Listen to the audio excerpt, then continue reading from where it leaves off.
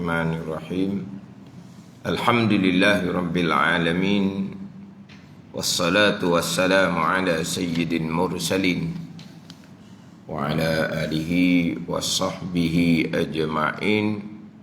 Rabbi syrah li sadri wa yassir li amri wahlul 'uqdatam min lisani yafqahu qawli.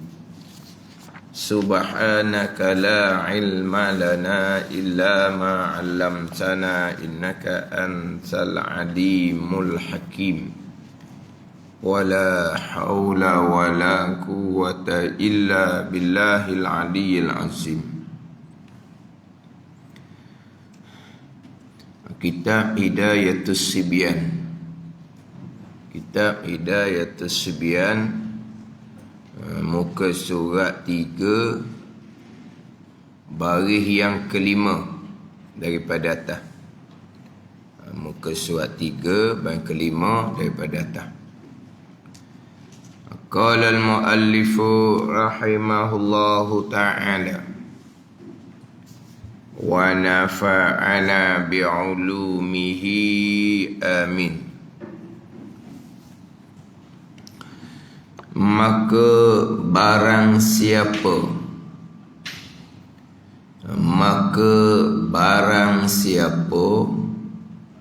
tiada jazam pada i'tiqad barang siapa, maka dinama akan dia akan barang siapa yang tiada jazam pada i'tiqad,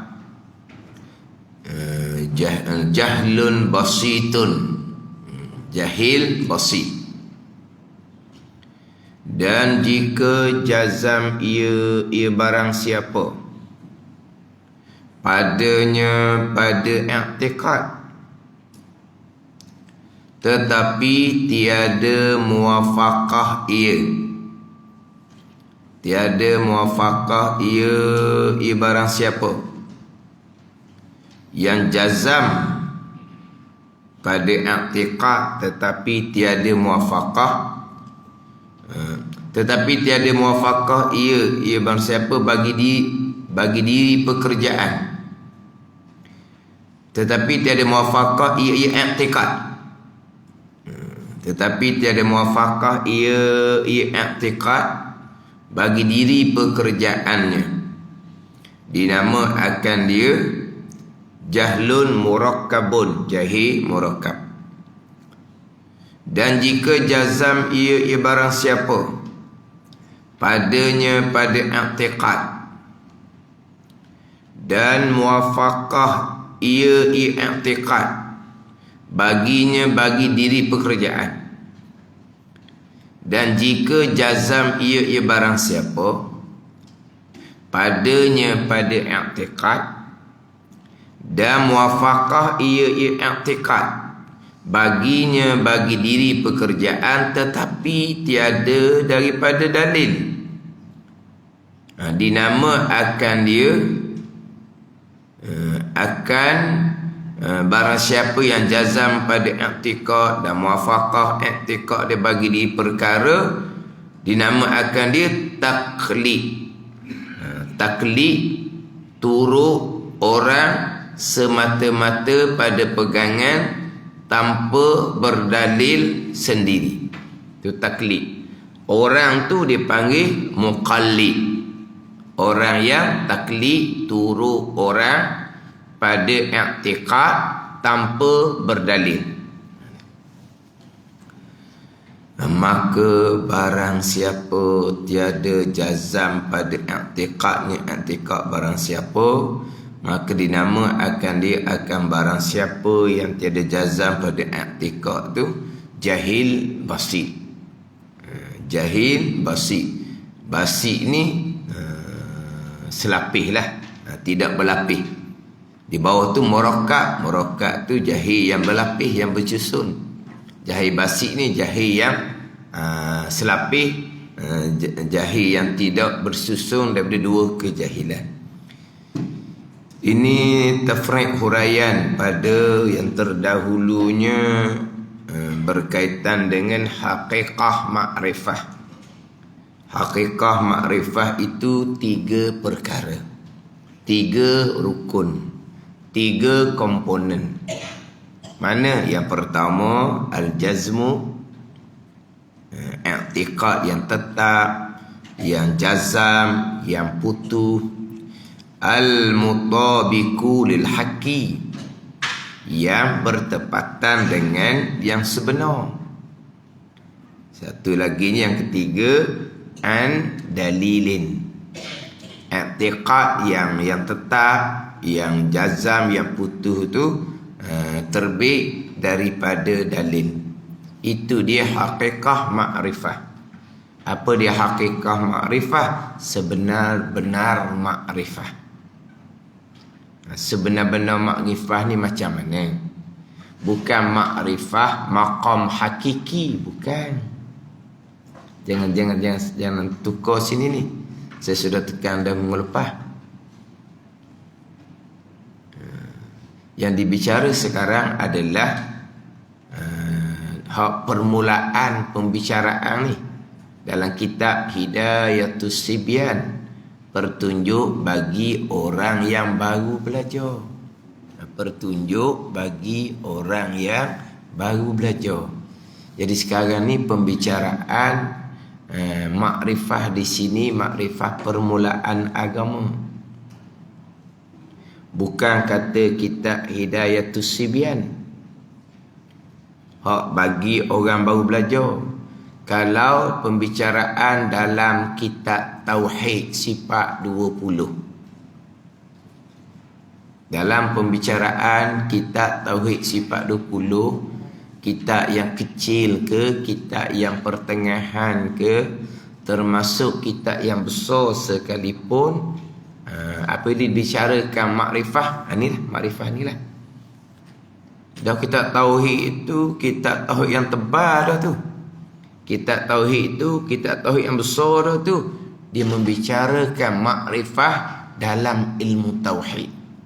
Sekarang ni di awal kitab Hidayatus Sibyan terlebih dahulu membicarakan bab tauhid. Dimulai dengan bicara bab Islam, bicara bab iman.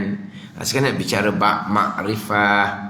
Nanti akan bicara pula berkaitan dengan aqaidul iman yang 50. Didatangkan sifat yang wajib bagi Allah dan Rasul, sifat yang mustahil bagi Allah dan Rasul, sifat yang harus bagi Allah dan Rasul. Ni dalam kitab Hidayatus Sibyan ni. Mana sekarang ni dalam kitab Hidayatus Sibyan membicarakan hak berkaitan dengan ilmu tauhid. Ini bicara bab ilmu tauhid. Di muka surat 8 tu barulah bermulanya pembicaraan ilmu fiqh. Surat 8 tu barulah masuk pembicaraan ilmu fiqh. Jadi di awal ni pembicaraan berkaitan dengan ilmu tauhid. Jadi pembicaraan ilmu tauhid apabila sebut kata makrifah, ini makrifah. Walaupun kitab tauhid itu, ni kitab tauhid campur dengan fiqh. Hak kitab tauhid semata-mata. Walaupun kitab tauhid itu tebal mana sekalipun, bila bicara makrifah, makrifah dalam ilmu tauhid ni. Ni makrifah ni. Mengenal Allah, hak permulaan agama. Awaluddin ma'rifatullah.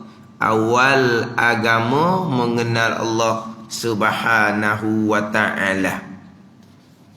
Jadi bicara hak permulaan agama ni yang dipanggil makrifah pada pembicaraan ilmu tauhid. Makrifah dalam pembicaraan ilmu tauhid. Sebagai yang saya sebut melepas lah, kemungkinan kita ni tidak pernah jumpa dengan hak ajaran pelik-pelik. Tak pernah jumpa. Kita jadikan sebagai panduan kepada kita. Sebab kita bicara sekarang adalah makrifah permulaan agama dalam ilmu tauhid. Ilmu untuk sah iman, ilmu untuk sah akidah. Ada satu lagi dipanggil ma'rifah. Tapi ini bukan ilmu dalam ilmu tauhid. Ma'rifah ini dibicara dalam kitab tasawuf. Bukan tasawuf yang kita bicara yang ketiga tu, 20 sifat yang keji dan yang 20 sifat yang keji dan terpuji.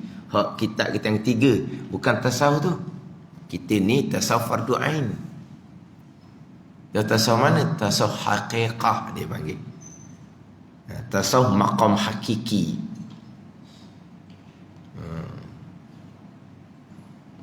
Dia tasawuf lah, tapi tasawuf ni ada dua.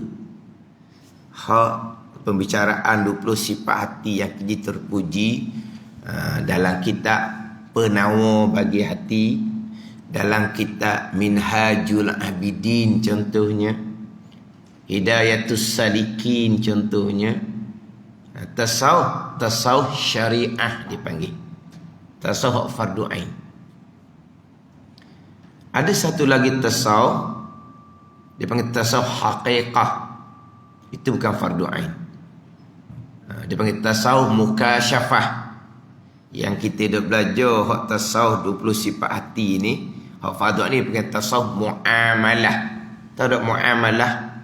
Muamalah ni kira bicara di hati kita ni, sama ada sifat keji ataupun sifat yang terpuji. Dia panggil tasawuf muamalah. Satu lagi dipanggil tasawuf mukasyafah. Orang sampai maqam ahlul kashfi, maqam mukasyafah, maqam musyahadah. Siapa di sini? Di kalangan para aulia. Di kalangan para aulia. Tasawuf haqiqah ni, tasawuf mukasyafah ni, contohnya kitab masyhur, kitab hikam.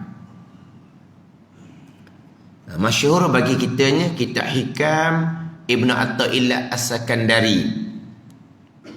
Walaupun kita tak pernah jumpa, tak apalah, ambil. Ini ambil pemahaman. Ada kitab hikam hak Ibnu Ruslan, ada hikam Abi Madian.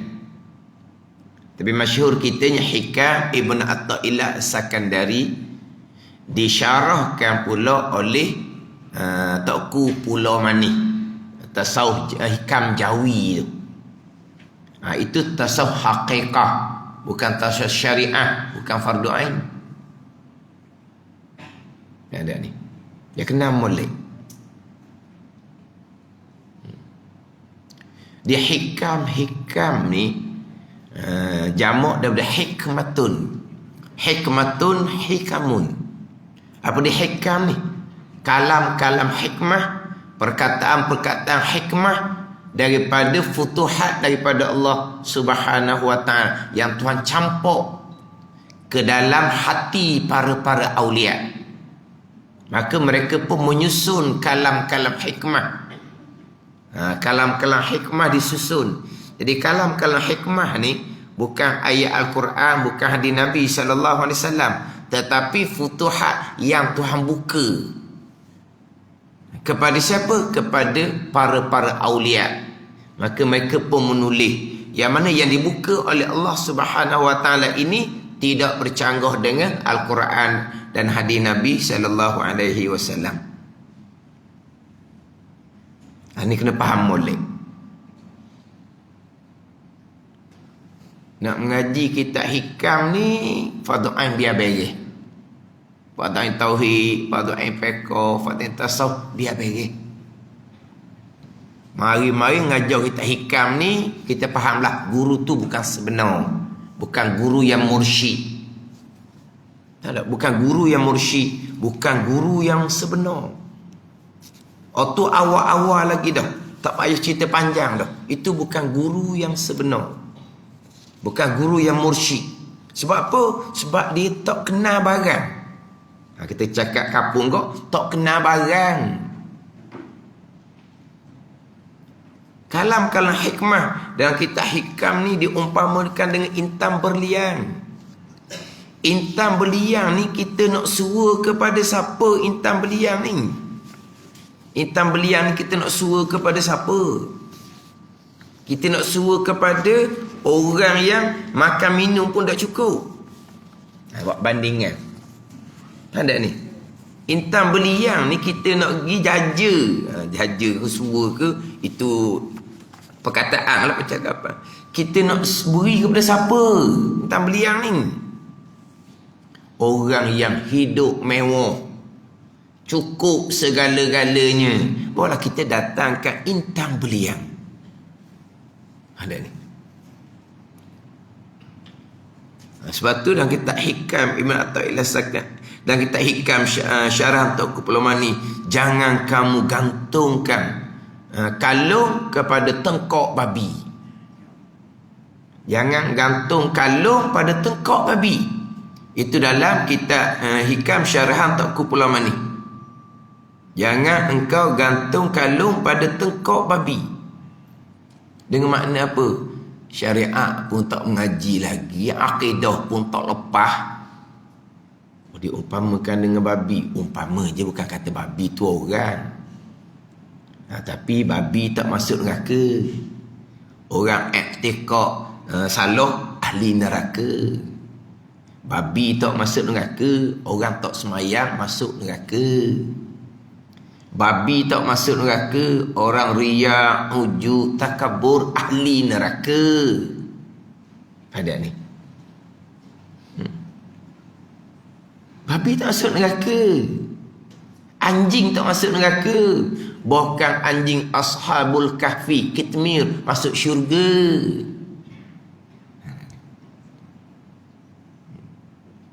Jangan gantung kalung pada tengkok babi. Mana apa?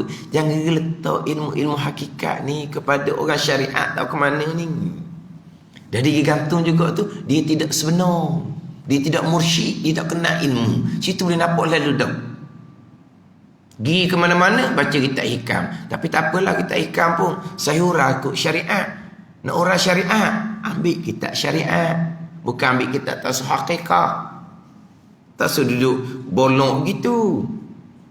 Nak orang buat syariat, nak orang buat pegangan, ambil kitab tauhid sifat 20. Atau nak cerita no, cerita makam. Ceritalah makam.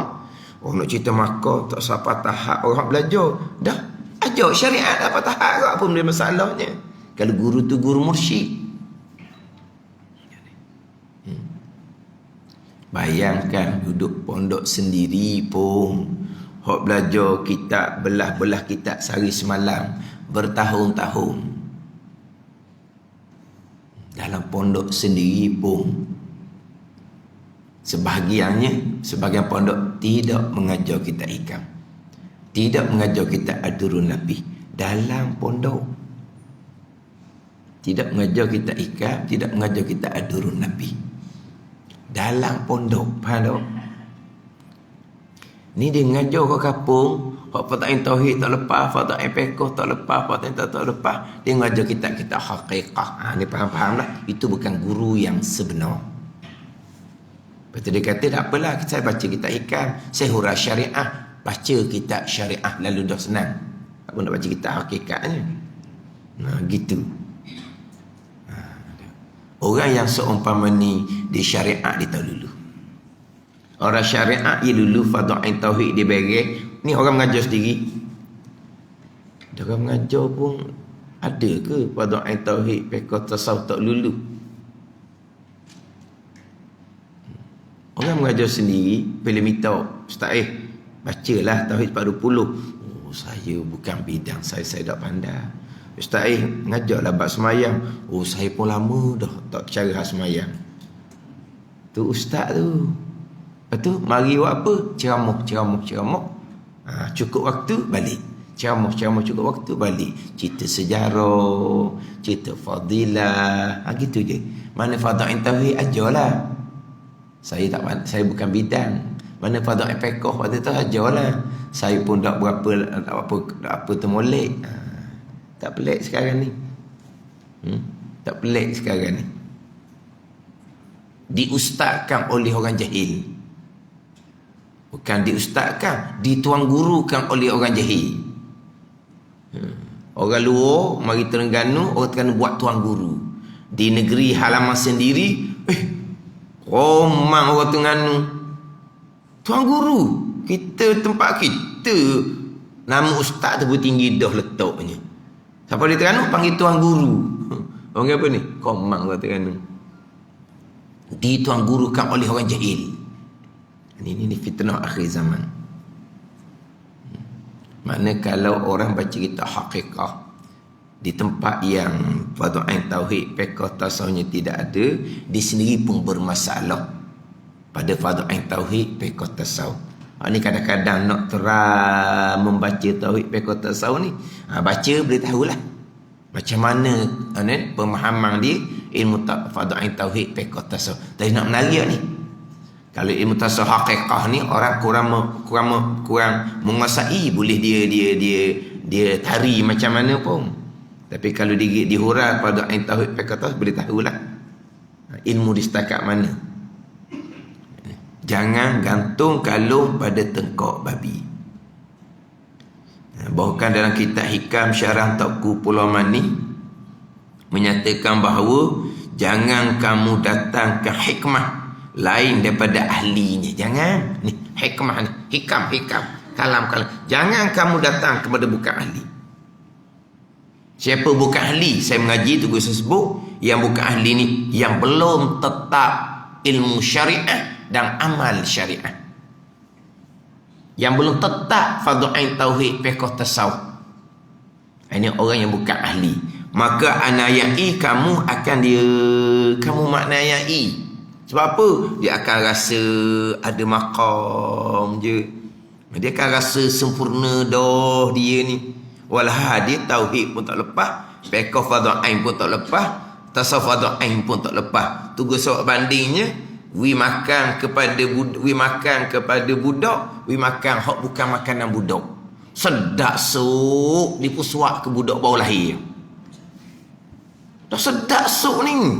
Masyhur sok ni. Sedap. Budak baru lahir, dia pun pergi suak budak. Mana? Nanyalah budak tu. Tak padam dengan dia. Sedap tu untuk orang tua, bukan untuk budak. Sedap sungguh lah. Tapi cuba suat kepada budak. Anayai kamu akan dia. Anak naya ramai.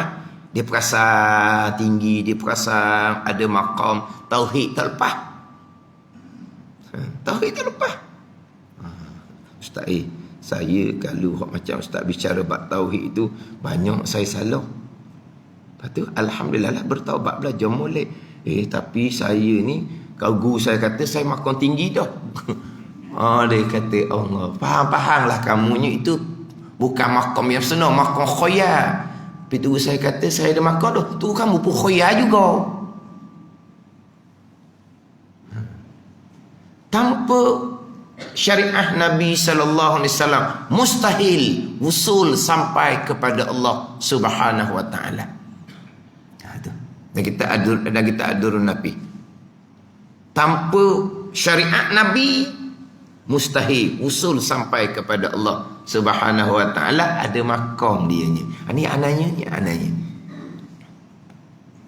Dan jangan kamu tegahkan akan dia akan hikmah bagi ahlinya, maka anak kamu akan yang hak ahli yang berkelayakan ajarlah molek. Ada ni. Kamu ni pula yang nak mengajar ni hak betul-betul mursyid, bukan membaca sendiri. Ambil hak umi, baca sendiri. Orang cerdik banyak baca bacaan apa semua. Ini pembicaraan tasawuf haqiqah ni hak zauq. Bukan hak nutqiyah, hak bijak berbicara bukan. Dia zauqiyah, hak kecak di batin aulia. Ni. Kena cari, kena berguru daripada guru yang betul-betul mursyid. Yang curah kepada kita ilmu secara zauqiyah. Bukan secara nutqiyah, cerita, pandai berbicara, pandai cerita. Sekarang ni nak tu je, nak pandai berbicara.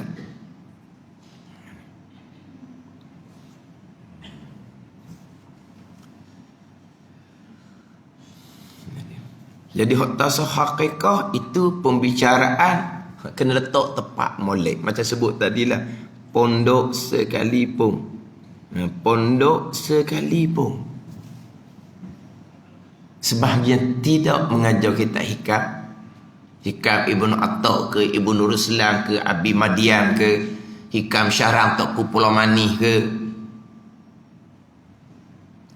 Cuma almarhum Baba Najibudin Kerandang disempatlah baca syarah hikam Arab. Alhamdulillah sempatlah belajar syarah hikam Arab. Tapi masa saya duduk di pondok, tak ada dalam pondok. Lepas tumbuh pun tak ada.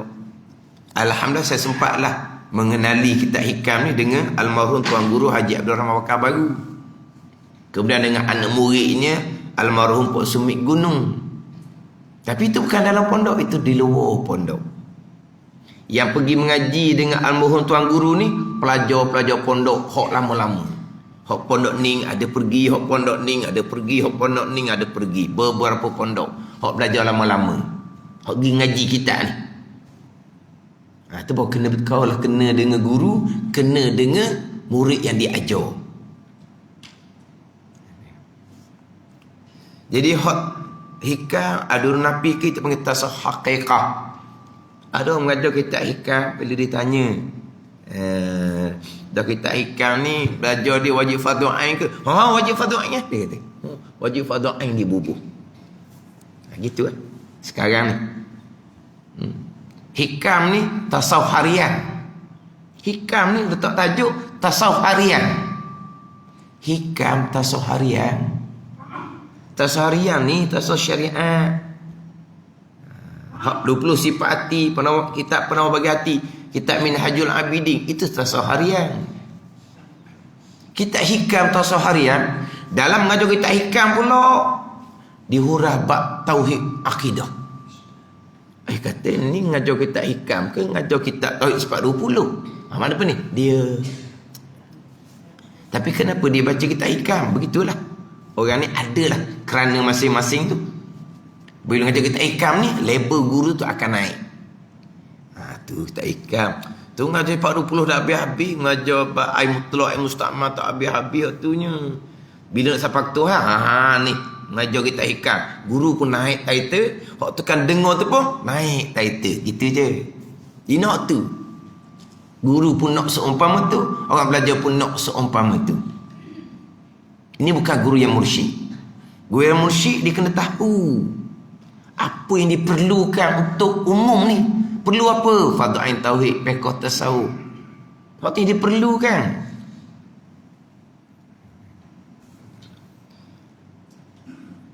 Itu bicara tasawuf haqiqah. Adalah kitab ni lah bicara makrifah. Makrifah hak maqam hakiki. Dia panggil makrifah amah, dia panggil. Yang kita bicara sekarang makrifah khasah. Makrifah yang kita bicara sekarang makrifah amah. Makrifah untuk umum, untuk kebanyakan, hak fardu ain. Dan kitab hikam, kitab adurun nabi, contohlah banyak lagi kitab haqiqah ni. Makrifah di situ makrifah khasah yang ditakhsiskan dengan nur. Siapa? Maqam aulia. Maqam fana wahdatul af'al, permulaan maqam aulia. Itu bicara maqam. Kita ni nak duduk maqam soleh. Nak duduk maqam soleh ni setinggi-tinggi maqam syariah, maqam soleh. Boleh duduk situ, alhamdulillah. Siapa orang soleh? Orang yang al-qaim bi hukukillah wa hukukil adamiyin. Orang yang menunaikan hak tuntutan hubungan dengan Allah, dan orang yang menunaikan hak tuntutan hubungan sesama anak Adam. Mana hubungan kita dengan Allah? Pegangan ahli sunnah wal jamaah. Mana hubungan kita dengan Allah? Syariat zahir. Pekoh ni kena buat molek dengan ilmu. Semayang kena molek. Mata, telinga, lidah, perut, paras, tangan, kaki, pelihara molek. Ada ni. Hak zahir tu. Itu menunaikan hukum hubungan dengan Allah. Hak hati itu kena pelihara molek daripada riak, ujub, takabur, hasad, ghadab, pemarah, hikdun, dendam. Sekadar tu je orang soleh. Menunaikan hak sesama anak Adam. Mana? Anak Adam yang paling hampir. Kalau suami, isteri. Kalau ibu bapa, anak. Itu anak Adam. Dengan jiran tetangga, dengan saudara mara. Ada hak jiran, ada hak saudara mara. Tapi yang paling hampirnya, hak anak Adam adalah Isteri, anak-anak apa tanggungjawab kita. Kena selesaikan hukum dia. Pastikan isteri kita, anak-anak kita akidah comel. Fadai pekoh kita ajar beres. Fadai tas kita ajar beres. Itu bagi orang soleh. Nak duduk tangga ni pun bergeliat. Inilah setinggi-tinggi makom soleh. Setinggi-tinggi makom syariah, iaitu makom soleh. Nak cerita bab makom hakiki, makom awliya. Lepas tu sebut mengelepas. Umpama langit dan bumi. Tapi kalau Allah nak kurniakan, itu ke atas pilihan Allah Subhanahu wa ta'ala. Tapi syariat kena kemah molek. Syariah ni, makom syariah ni. Paling besarnya bab pegangan tu. Pegangan tu kena comel molek. Ngaji molek bab pegangan tu. Lepas tu bab pekos semayang, bab sifat hati tu. Kena belajar molek, kena amal molek. Nak duduk makom soleh. Yang dijanjikan syurga oleh Allah tu. Wa basyiril ladzina amanu wa amilus solihat. Beri khabar gembira oleh Muhammad Muhammad akan mereka yang beriman dan beramal soleh. Balasan bagi mereka syurga yang mengalir di bawahnya sungai-sungai. Ni nak dapat makom soleh ni. Nak naik makom yang lebih tinggi atas pilihan Allah.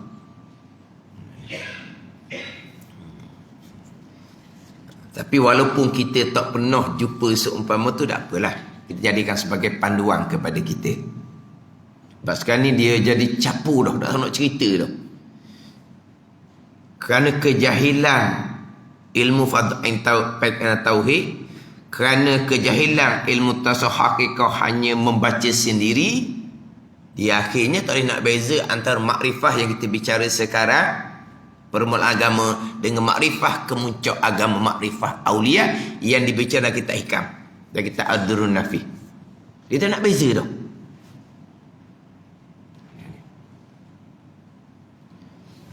Dalam kitab-kitab hakikah ni, bagian belum lagi makrifah akan Allah, belum lagi mentauhidkan akan Allah. Dan kita hikam contohnya, kita hikam contohnya. Belum lagi makrifatullah, belum lagi mentauhidkan Allah Subhanahu wa ta'ala. Selagi menilik diri itu ada pilihan, selagi menilik diri itu ada perbuatan, belum lagi makrifatullah, belum lagi mentauhidkan Allah. Mana pun masa lagi memandang diri ada pilihan, masa lagi memandang diri ada tadbir, masa lagi memandang diri ni ada perbuatan usaha, belum lagi makrifatullah, belum lagi mentauhidkan Allah. Dan kita tidak merasai kita ada pilihan. Tak rasa. Mari masjid ni kita yang memilih, kita yang tadbir, kita yang susung atu. Nak mari dengan pukul berapa, nak mari dengan apa, nak mari dengan siapa. Bukan kita yang atu. Rasa kita yang atu. Bergerak mari itu melangkah, rasa kita yang melangkah, rasa kita yang melangkah. Maknanya kita masih merasai kita yang memilih, kita merasai kita yang mentadbir, kita masih merasai kita yang berusaha, yang melakukan. Belum lagi makrifatullah, tak ada makrifat lagi. Belum lagi mentauhidkan Allah, tak ada tauhid lagi. Orang ada cerita, kita tak rasa dah pilihan diri, tadbir diri, usaha diri, tak rasa dah. Tak rasa tu kena angin dah tu. Tak rasa. Memanglah rasa. Lepas tu belum makrifah. Belum makrifah ni kafir lagi lah. Belum mentauhidkan Allah. Syirik lagi lah. Itu bicara dalam kitab mana? Kitab Hikam Syarah Taqu Pulamani. Belum makrifah dalam apa? Kamu belum naik maqam makrifah awliya. Mana kamu belum wali. Kekejut belum wali. Faham tak ni? Mana belum makrifah, mana belum sampai makrifah khasah. Belum mentauhidkan Allah. Tauhid 4. Kita tauhid 3. wahdaniyah pada zat, wahdaniyah pada sifat, wahdaniyah pada perbuatan. Tu bicara sifat 20. Tauhid 3 dia panggil. Ni tauhid 4. Wahdatul af'al, wahdatul asma', wahdatul sifat, wahdatul zat. Mana pula tu? Wahdatul af'al ni maqam fana, maqam aulia. Mana kamu belum sampai maqam fana, kamu belum aulia. Apa masalah?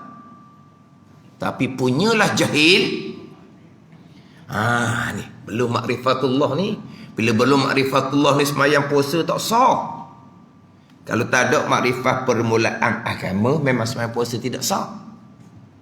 Ni, tak ada makrifat hak mengenal Allah ni. Aqaidul iman yang 50 ni memang sembahyang puasa tidak sah. Bila belum makrifat ni belum sah iman.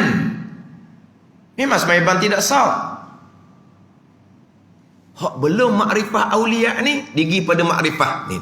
Makrifah kita duk ngaji ni. Makna belum makrifatullah permulaan agama ni, dia kata sembahyang puasa tidak sah.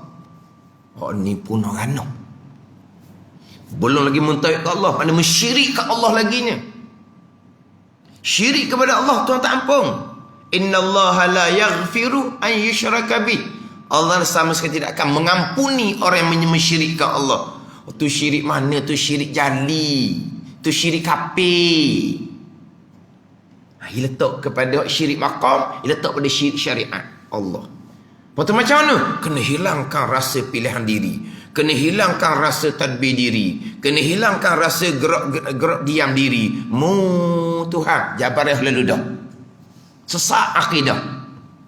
Tuhan, mana kita usaha? Kita wajib berpegang hamba adik kita usaha. Dah. Kena hilangkan. Tuhan tu Jabariyah. Ni.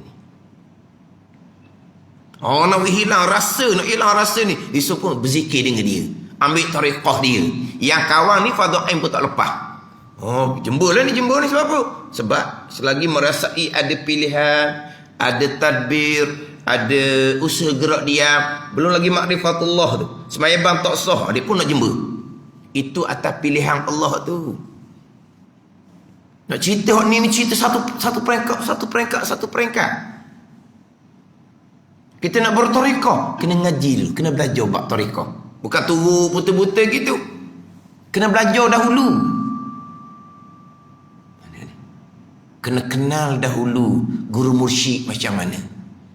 Kena kenal dahulu tariqah yang sebenar macam mana. Seseorang walaupun dia alim sekalipun ilmu syariat, dia alim ni, ilmu tauhid dia alim, ilmu fiqh dia alim, ilmu tasawuf syariat dia alim, terkadang dia tertipu dalam perjalanan tariqah.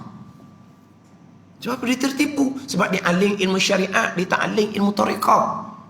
Lepas tu nak jadi alim tariqah, kena belajar pula situnya sebelum kita nak terjun dalam perjalanan tariqah. Ni terjun, mari jumpa Ustaz. Tariqah saya ni betul ke tak? Awak boleh tanya saya, kata. Awak yang terjun dalam tariqah, awak sendiri yang ada ilmu. Tanya saya kenapa? Saya ni ikut kawan je, ikut orang ajak je, ikut guru beri je. Kalau guru beri kepada kamu yang kamu ni buta syariat, itu bukan guru yang sebenar. Itu je. Kita jumpa guru-guru yang sebenar. Jumpa, kita minta amal, dia amal hak syariat-syariat je kitanya. Dia sesuatu guru ni kita minta tu pun dia sudah nampak dah. Dia akan beri kepada siapa yang dia nilai, orang ni layak. Bila minta saja, antara jawapan gurunya, kamu minta amal ni dengan saya, amal wajib atau perintah tu macam mana? Sempurna dah ke? Dia tanya. Tak ada ni. Mana kita hak beradab sungguh jumpa guru, kita tak minta. Dia nak beri, dia beri. Minta ni sungguh dia wilah hak amal-amal syariat diberi. Kadang-kadang kita nak berhenti tu guru sana balik kampung dah ni, apa-apa hak amalan diberi, hak qada, hak dia dinilai kita tu qada mana boleh terima. Ni kalau beri orang tu mari gitu tu beri ni tariqah, itu kan guru yang sebenar. Itu kan guru yang sebenar. Dia ajak pula tu. Guru pondok sendiri pun ada yang tertipu dalam perjalanan tarekat. Tu guru pondok ni ngaji 20 tahun baru boleh buka pondok. Akhirnya tertipu jalanan tarekat. Tutup pondok. Cerita yang sebenar. Lepas tu kita orang kampung ni nak nilai tarekat yang sebenar mana? Tu mari jumpa, awak tak boleh tanya saya. Sebab awak sudah terjun dalam perjalanan tarekat. Awak sendiri kena ada ilmu. Masalah sekarang ilmu tarekat, ilmu syariat boleh tak ada. Tapi kenapa guru tu beri tarekat kepada dia? Itu bukan guru yang sebenar. Itu kan guru yang sebenar. Ada satu syekh dalam satu program dia, orang kita tanya, "Ya syekh, macam mana syekh? Saya ni bertarekat tapi fardu ain saya tak selesai lagi." Dia marah lalu dah. Dia kata, inilah orang Malaysia. Nak bertarekat dia tanya ilmu fardu ain lagi. Orang nak bertarekat ni tak tanya dah ilmu fardu ain ni, tak tanya dah. Beres dah. Ni baru nak tanya bab ilmu fardu ain. Ni orang Malaysia dia kata. Ada ni. Mana orang yang bertarekat tak cakap dah ilmu fardu ain, tak cakap. Sebab apa? Beres lama dah. Tak cakap dah. Ni saya bertarekat ya syekh, tapi ilmu fardu ain saya ilmu fardu ain dia tidak lepas lagi. Dia kata orang Malaysia gini. Apa ni? Istijal, gopoh, nak segera, nak cepat. Sebab apa? Dibawa oleh guru yang tak sebenar. Gopoh ni dah kita Minhajul Abidin, salah satu daripada sifat kecelaan. Dan kita Minhajul Abidin kata tadi, itu sifat kecelaan, salah satu peluang besar syaitan perdayaan Adam. Nak cepat, nak cepat, nak cepat. Dia tambah ni spekat dia tambah. Ni duk fardu ain. Pakai bila kita ni? Dah pakai bila apa ni? Baru belajar barunya. Tu baru nak belajar amal macam nak amal. Tu kata kita minta amal zikir, apa amal wajib, beres belaka dah ke? Dia tanya.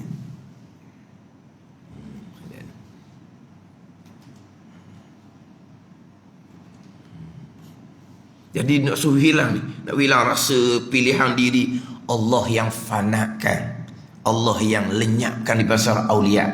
Bukan kita yang buat. Tapi selagi merasai diri ada pilihan, tadbir, perbuatan, usaha gerak diam, belum lagi ma'rifatullah, makna belum naik maqam aulia, ma'rifah khassah. Belum lagi mentauhid Allah, belum lagi nak tauhid wahdatul af'al, maqam fana. Tu je lah. Tiba dia turun kepada belum lagi ma'rifatullah, permulaan agama, sebab puasa tidak sah. Oh, dia turun pada ma'rifah syariat. Masih lagi belum mentauhidkan Allah, mensyirikkan Allah. Syirik Tuhan tak ampun sama dia pada syirik kafir.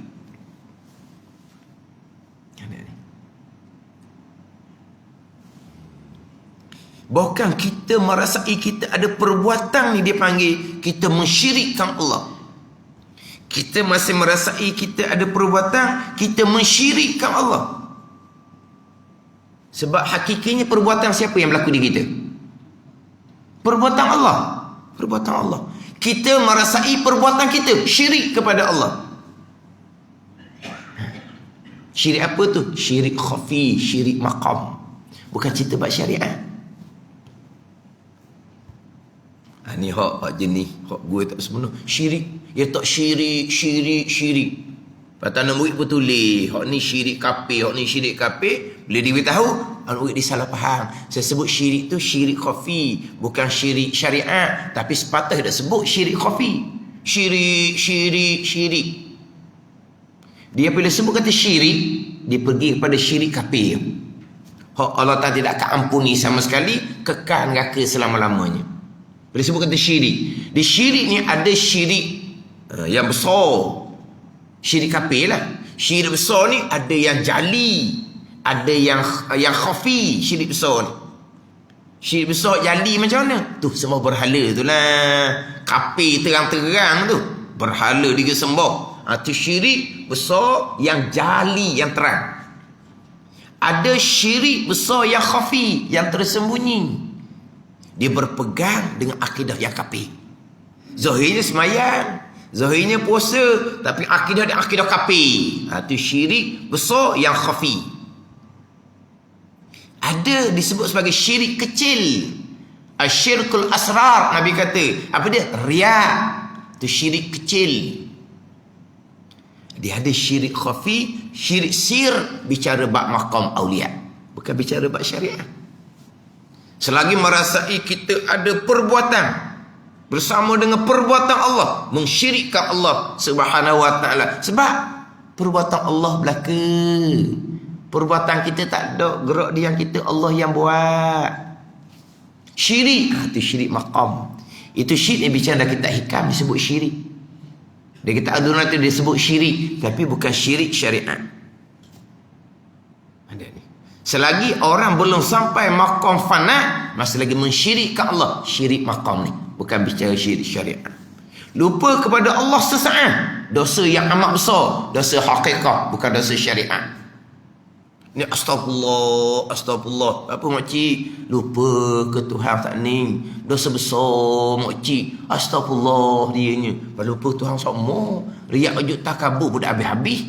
Cakap besar pun dah habis-habis. Cakap menyakiti hati orang pun dah habis-habis. Tengok orang ni jeli mata, tengok orang ni jeli mata. Tu makan rendah, tu makan rendah. Dia makan tinggi. Oh, astagfirullah. Makcik lupa Tuhan ni. Dosa besar. Di salah pengajian tu. Dosa besar tu, dosa besar bicara bab hakikat, bukan dosa besar syariah. Lupa pada Allah sesaat, dihukumkan murtad. Lupa pada Allah sesaat ni seumpama pegang gelas ni molek ni kan. Macam mana kalau terlucuk sekejap ni, hak kita genggam ni jadi mana? Kering ke bang? Yang kita genggam gelas kan, dia mari setok orat ke macam mana? Faham tak setok orat? Jadi macam tangan kita ni tidak mencekam dah gelas tu. Apa jadi beri gelas tu? Jatuh, pecah. Lupa kepada Allah sesaat seumpama itulah pecah agama. Murtad. Murtad apa? Murtad maqam, bukan murtad agak, bukan murtad syariat. Pada murtad ni apa dia? Riddah. Murtad ni terbalik. Kita syariatnya apa? Wal-i'azabillah, terbalik daripada Islam kepada kafir. Itu murtad. Islam jadi kafir. Itu murtad terbalik. Ni dak ni duduk maqam aulia. Lupa sesaat dia murtad, dia terbalik, terjatuh maqam. Bertaubat, naik kembali. Sesaat lupa, jatuh maqam, murtad. Bertaubat, naik kembali. Mereka bertaubat daripada ghafalah. Mereka bukan bertaubat daripada zunub, daripada dosa, daripada ghafalah. Lalat sesaat tu satu salah besar bagi mereka. Kita nak istighfar, lupa kepada Tuhan, kita lupa semua. Dosa kita banyak mana dosa syariat kita sebenarnya. Dosa dengan orang tak habis-habis Hak dosa ngupak tak pernah minta maaf apa lagi Allah kata apa ni? Tak kenal diri ni. Kita nak astagfirullah, dosa kerana lupa ke Tuhan, kita lupa semua. Dosa mengupak tu daripada muda pak tua tu. Minta maaf lagi. Lepas tu nak cerita taubah daripada lupa ke Tuhan. Ni tak apa, disalah pengajian. Lupa pada Allah, dosa besar. Lupa pada Allah, jadi kafir. Allah ni pun orang kalau dia dihurai-hurai ke syariat pun lah. Ni dosa besar hakikat syariat tak salah pun. Memang kita orang lupa sentiasa. Kita lupa sentiasa. Bukan lupa kepada Allah Ta'ala, lupa dah hukum hakam. Lepas tu kita mata tengok benda Tuhan larang, telinga dengar benda Tuhan larang, lidah cakap bebas-bebas. Kenapa? Kerana lupa akan hukum Allah Subhanahu wa Ta'ala. Kerana lupa kepada janjian neraka daripada Allah Subhanahu wa Ta'ala. Hak tu bahagian kitanya.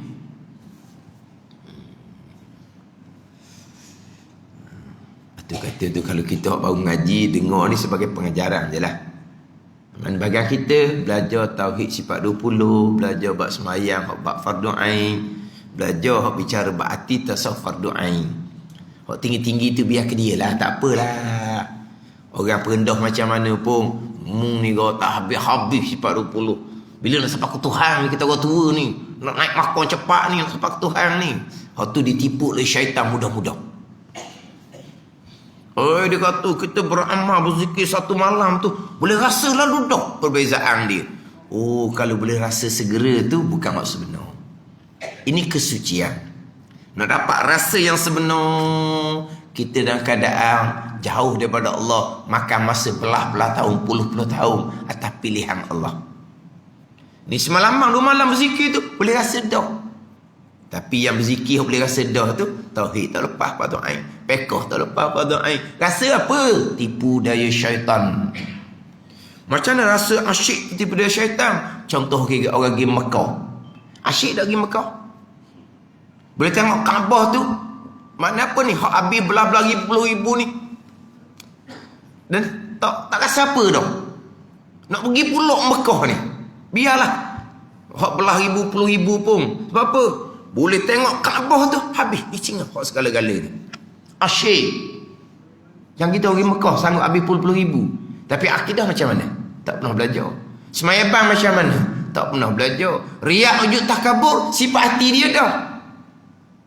Tapi pergi Mekah asyik. Tipu daya syaitan. Ya, baik. Tak pelik lah. Ni hak nampak terang lah. Hak artis-artis tu lah hak nampak terang tu. Hak balik tu masa lagi bertelanjang. Saya pergi Mekah, tengok Kaabah. Saya nak pergi pulak, dia kata. Nak pergi pulak. Sebab apa? Asyik tengok Kaabah. Balik bertelanjang pula. Artis lah ni kita kata. Macam mana dia boleh asyik? Tahu dok, orang kafir Mekah. Orang kafir Mekah yang berhala ratus-ratus dalam kawasan Baitillah ni. Ketika mereka serabut, di manakah mereka menenangkan fikiran mereka? Kalau kita pergi patah lah tau. Ke mana kalau kita ni? Serabut ke pergi Sabasun, hilang serabut. Pergi patah tau. Pergi patah lah. Mereka akan memandang Kaabah. Mereka akan hilang segala-gala keserabutan mereka. Walhal mereka kafir. Mereka letak berhala di sekeliling Kaabah. Tapi mereka dapat ketenangan dengan tengok Kaabah tu. Walau mereka kafir. Gitulah. Tipu daya belaka. Lepas tu macam mana kita nak dapat asyik, seronok dalam amal. Kita orang makam syariat ni boleh belajar senang, boleh buat amal senang. Itulah keasyikan kita dalam belajar dan beramal. Mudah je kita belajar. Itu dipanggil kesedapan dalam belajar. Mudah je kita beramal. Itu memang kesedapan dalam beramal. Mudah je semai sunat, mudah je baca Quran, mudah je berselawat. Itu memang keasyikan dalam beramal bagi kita makam syariat. Ini kalau awak amal Allah biu berat, tak payah tu. Tak ada keasyikan orang panggil. Boleh duduk tangga tu, alhamdulillah. Tak boleh belajar rasa tak sempurna hidup. Tak boleh baca Quran rasa tak lengkap hidup. Itu panggil apa tu? Orang panggil apa?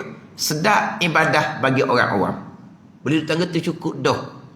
Macam mana orang yang masa PKP, kelas tak ada, apa tak ada, masjid tak boleh nak pergi. Masjid tak boleh nak pergi, dia rasa macam macam penjara dah. Memang kena penjara sungguh kan. Mana boleh keluar rumah masa tu.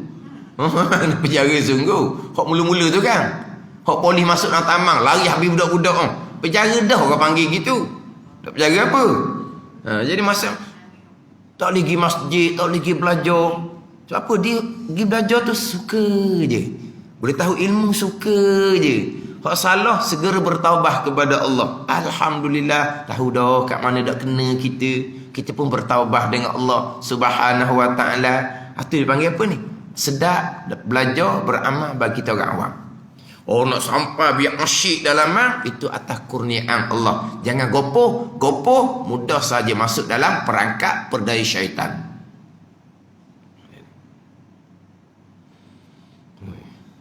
Tadi baca kitab ni gihura tak apalah. Minggu depan kita sambung sikit lagi. Biar faham antara kita bicara sekarang hakikat makrifah, sebenar-benar makrifah, hak permulaan agama. Hak makrifah khassah, makrifah maqam hakiki, itu kurniaan Allah, itu maqam wali. Itu bicara lain. Kita tak bicara di sini. Yang bicara adalah jazam, putus di hati. Semua yang berlaku perbuatan Allah. Itu makrifah kita. Tapi hak bukan salah ni, kalau betul kita jazam di hati, putus di hati, yang berlaku ni perbuatan Allah, kita akan merasai ianya perbuatan Allah. Saya tak rasa, tak jazam, dia kata. Salah sangat-sangat orang yang seumpama tu. Karuk sangat-sangat orang yang seumpama tu. Kan ni kita jazam ni kan, makrifah ni jazam, putus di hati. Jazam di hati kitanya, sekali yang berlaku qada qadar. Ni jazam di hati kita, rukuk kena ni jazam putus di hati kita. Yang berlaku qada qadar. Semuanya perbuatan Allah pegang kita. Hak orang yang salah ni, kalau betul jazam di hati, pasti akan merasai, pasti akan ingat, pasti akan menjiwai, pasti akan meresap di hati akan perbuatan Allah. Kalau tidak, tak ada jazam, dia kata. Oh. Dan ada orang mengajar makrifat aulia ni lah permulaan agama. Oh, makrifat aulia permulaan agama. Tak tahu nak ceritalah. Tapi dia punya cerita logik. Jazam di hati. Semua perbuatan Allah, keesaan Allah pada perbuatan, jazam. Perbuatan kita tak ada. Gerak diam kita tu perbuatan Allah. Jazam. Jazam. Rasa di hati. Ingat di hati. Hadir di hati. Menjiwai di hati. Meresap di hati. Tahu jazam dia kata. Kita dengar. Masalah juga. Dah. Jazam ni kita pegang kejap. Memang kita dah ingat.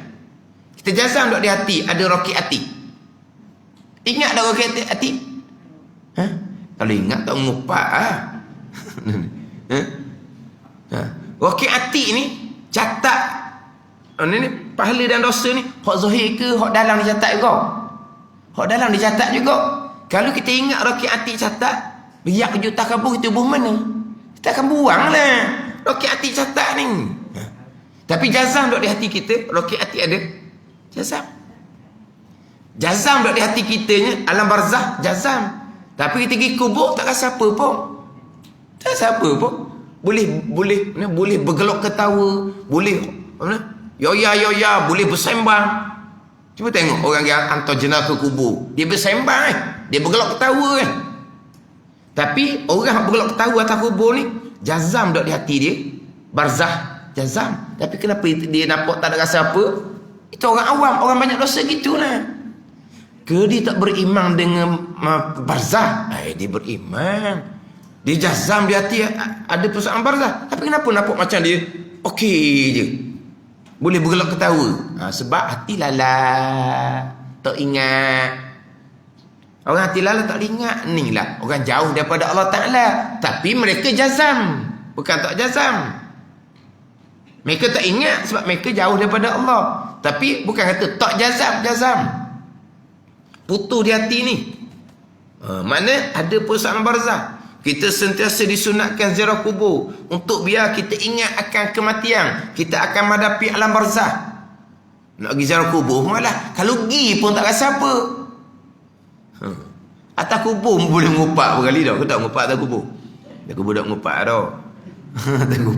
Atas kubur pun boleh ngupak Sekarang ni dia jazam duduk di hati barzah. Dia jazam putus. Tak syok dah. Memang orang yang mati akan menempuhi alam barzah. Memang jazam putus dah di hati ni. Tapi adakah hati merasai? Tidak. Sebab apa? Sebab hati orang awam gitu je lah. Tapi aja salahnya, bila jazam di hati kesemuanya afa'al Allah, dia akan merasai di hati. Dia akan ingat di hati. Dia akan menjiwai di hati. Itu salah awal-awal. Di jahil ni, makrifah syariat, dia tak ada beza dengan makrifah aulia. Ni sebab apa kat tadi lah, mu Tuhan, Jabariyah gitu, punah. Jadi saya akan sambung lagi hak berkaitan dengan makrifah yang kita bicara sekarang dengan makrifah aulia. Sebenarnya perkara tak payah kita kupas dah, sebab ini bicara permulaan agama, itu bicara kemuncak agama. Umpama langit dengan bumi, tak perlu bicara sebenarnya. Sebab kita bicara ni, tapi sekarang ni dia pergi campur aduk Dia campur aduk. Terpaksa kena hura terang pula. Padahal tak perlu pun. Sebab apa? Ilmu lain-lain, medan lain-lain. Ini bicara bab tauhid fardu ain. Atau bicara bab makrifah hakikah, maqam aulia. Itu maqam aulia, maqam para sahabah. Kita bicara untuk sah iman. Bicara untuk sah iman. Bila sah iman, barulah amal ibadah diterima oleh Allah Subhanahu wa ta'ala. Kita baca semula lah baca tadi tu, maka barang siapa tiada jazam pada i'tiqadnya, maka dinamakan dia jahil basir. Wallahu a'lam.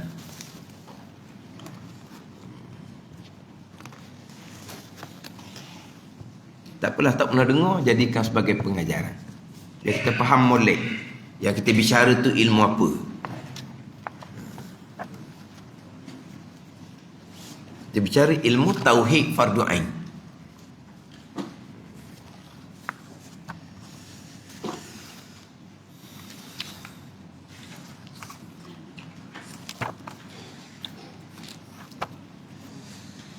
Ni muka surat 39 tau. Berbalut sebahagian muka sahaja tau. Qala al-muallifu rahimahullahu ta'ala wa nafa'ana bi'ulumihi amin. Berbalut sebahagian muka sahaja. Berbalut sebahagian muka sahaja. Gambar tu berbalut di pipi. Gambar tu berbalut di pipi. Ada berbalut di pipi, ada yang berbalut di mata. Apabila buat pembedahan mata, ni biasa berlaku dah ni. A, ni aturan dia. A, B, C, D. A, B, C, 3. A, basuh bahagian muka yang boleh dikenakan air berserta niat wuduk. Berserta niat wuduk. Basuhkan bahagian muka. Basuhkan bahagian muka yang boleh dikena air. Berserta dengan niat wuduk lah saja aku ambil semayang kerana Allah. 1. Dan sapu air di atas pembalut. Di pembalut di pipi sapu air, bukan spray air. Basuh tangan, sapu. Sapu je, wajib je. Jika mendatangkan mudarat, tidak perlu disapu. Hak tak boleh sapu, tak boleh sapu lah. Tapi hak boleh sapu, wajib kena sapu.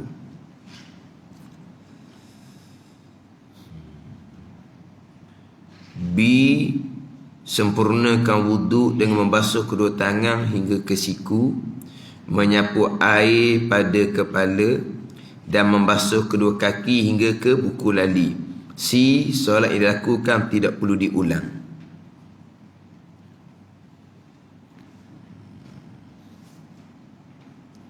Sekarang ni mana tayamum?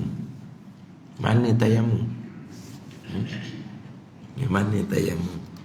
Tidak didatangkan bicara tayamum. Pergi pula ke perbalut sebahagian tangan pun tidak bicara bab tayamum.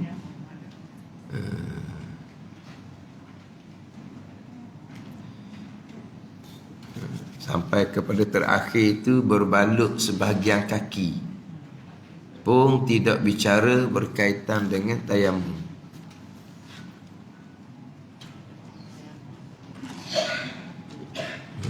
Dia tak ada bicara tayamum.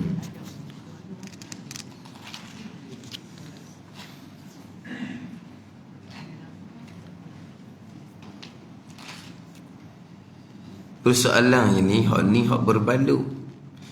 Yang tidak berbalut dahulu, bicara yang tidak berbalut dahulu, cerita bab tayamum.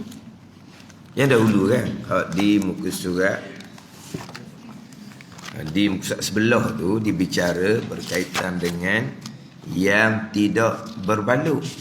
Pesakit yang mana tidak berbalut. Hak muka surat 38 tu kan, anggota wuduk tidak berbalut. Jika semua anggota wuduk pesakit tidak berbalut dan kesemua tidak boleh dikenakan air seperti melecur, hendaklah bertayamum dan solat. Dan solat tidak boleh ulang setelah sembuh. Kemudian jika semua anggota wuduk tidak berbalut dan hanya sebahagian tidak boleh kena air, tu dia ada bicara juga tak berkaitan dengan tayamum ke tak ada kat situ. Ada bicara dengan tayamum. Tapi ni macam mana ni? Sebab dia sebenarnya hak saya tunjuk minggu lepas tu, hak tayamum hak tahun 2001 tu dia ada penambahbaikan daripada hak gambar hak asal saya tunjuk minggu lepas tu. Banyak kesalahan di dalam tu. Banyak kesalahan di dalam tu. Tak betul.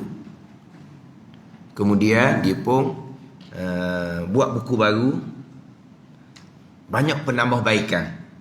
Mana ada sebahagian tu sudah dibaiki. Kemudian timbul kemudian ni pula bermasalah. Contoh mudah-mudah lah. Hak bicara bab muafiq dan masbuk. Muafiq masbuk. Buku sekolah. Hak mula-mula wak keluar tu kok salah sangat-sangat. Salah beberapa segi salah. Buku agama sekolah ni yang nama ada di belakang tu bukan satu ustaz nama di belakang tu. 2-3 ustaz nama di belakang nama hak buku ni. Kemudian hak mengajar di sekolah tu pula ribuan ustaz yang mengajar. Hak ni hak mengeluarkan buku ni bukan satu orang, 2-3 orang enggak nama di belakang. Tapi dia punya takrifan muafiq masbuk tu tak kena sangat-sangat. Contoh, muafiq sempat membaca rakaat yang pertama. Masbuk tidak sempat membaca rakaat yang pertama. Rakaat pertama saja. Lepas tu sempat membaca, tak sempat baca tu salah hawa-hawa dah. Rakaat pertama tu salah hawa-hawa juga. Lepas tu dia buat gambar masbuk. Masbuk tak dapat rakaat. Dia buat gambar apa? Dia buat gambar makmum sedang berdiri, imam sudah sujud dengan makmum yang lain. Iaitu imam dengan makmum yang lain sudah sujud. Ini baru siapa? Baru siapa? Ini dia panggil masbuk. Dia panggil masbuk, rakaat tak dapat. Itu bukan masbuk bicara tu, itu masbuk sembahyang. Ini bicara masbuk rakaat. Masbuk rakaat ni kita masuk sembahyang tak dapat masa tu Fatihah. Kita sempat rakaat, dapat tamak ni dah dengan imam dalam rakaat imam, maka dapat rakaat digi pada masbuk lain. Kemudian buku sekolah keluar pula baru. Alhamdulillah ada baiki sedikit. Baru keluar pula yang ketiga tu orang atas saya belakang tahu bagi buku tu. Siapa tahu stick. Barulah nampak comel sikit kemudian tu. Tapi kalau mula-mula tu memang kata apa gini ni. Rakaat pertama saja ambil masbuk ni. Buku sekolah ajar budak-budak. Jauh 5 rasanya buku tu. Jauh 5. Jadi di sini ni sebab sebelum memang hak buku panduan bersuci bersolat sakit ni saya ada belaka tu. Hak satu keluaran, lepas tu baru pula. Lepas tu dia katakan hak sekarang ni bukan hak terakhir ni, ada pula yang terkini wallahu a'lam. Tanya-tanya tak dapat lagi nak pula hak terkini sebab dalam ni pun ada masalah juga dalam ni. Macam cerita di sini, mana ada tayamum? Ada tayamum.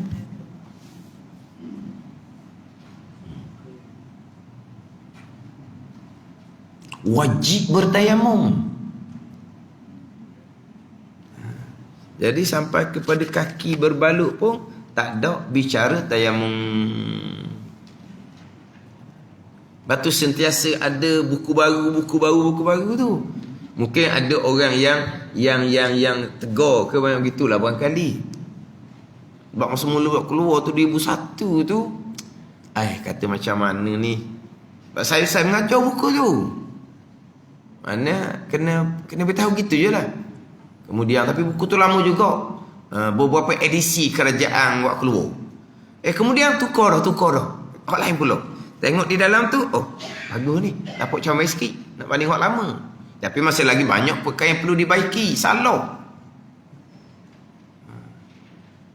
Lepas tu keluar pula. Ni rasa yang keempat ni. Dah silap saya ni. Yang keempat.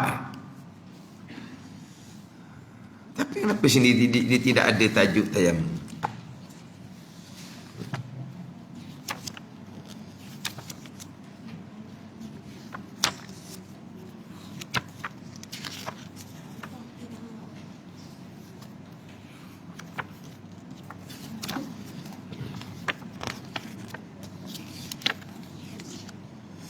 Mungkin dia sebab dia cerita dah depan ni berkali dah. Sebab depan dia ada cerita dah. Masalah bertayamum.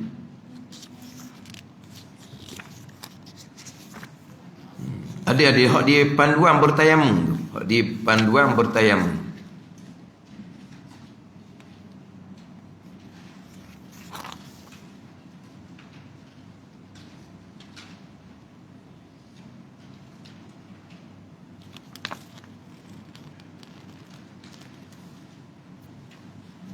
Bukan hanya cerita tayamum saja. Tayamum saja je tu. Tidak cerita hak berkaitan dengan berwuduk serta bertayamum. Tak ada. Panduan bertayamum ni tayamum saja je. Hak tak ada air langsung. Ataupun anggota tubuh langsung tidak boleh kena air. Tak, anggota tubuh langsung tidak boleh kena air.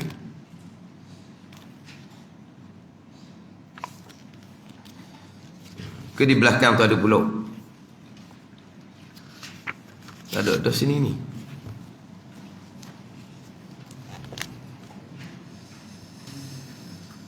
Lepas tu solat yang dilakukan tidak boleh diulang. Padahal kita giat hura kat luar lah. Dia apabila contoh dalam gambar tu balut di pipi. Macam sebut berulang kali. Kalau buat seumpama ni hanya sapu air ataupun balut bertayamumnya tidak, ini sama dengan pandangan mazhab Hanafi dan Maliki dan pandangan Taif dalam mazhab Syafi'i. Dan saya pun memang terkadang cerita pandangan ni. Sebab nak bertayamum satu hal pula. Jadi kalau ada pembalut di pipi, basuh muka molek, niat ambil semayang, basuh tangan, sapu atas pembalut di pipi. Kalau di mata, sapu atas pembalut di mata. Selesai. Pindah basuh tangan, sapu kepala, basuh kaki. Memang saya biasa cerita ni. Tapi ini mazhab Hanafi, mazhab Maliki. Sama dengan pandangan Taif dalam mazhab Syafi'i. Mereka tidak ada tayamum. Memang saya biasa saja seumpama ni. Kalau kata tangan ni seming, tangan patah. Makna basuh muka niat ambil semayang. Basuh tangan hok molek. Lepas tu atas seming di tangan ni, basuh tangan, sapu air. Selesai sapu kepala, basuh kaki. Memang saya cerita seumpama tu.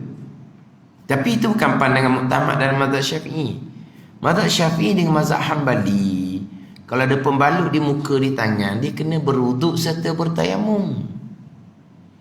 Memang saya akan cerita dulu pandangan muktamad mazhab Syafi'i. Bergeliak. Nak boleh kepaham, barulah saya cerita pandangan Taif.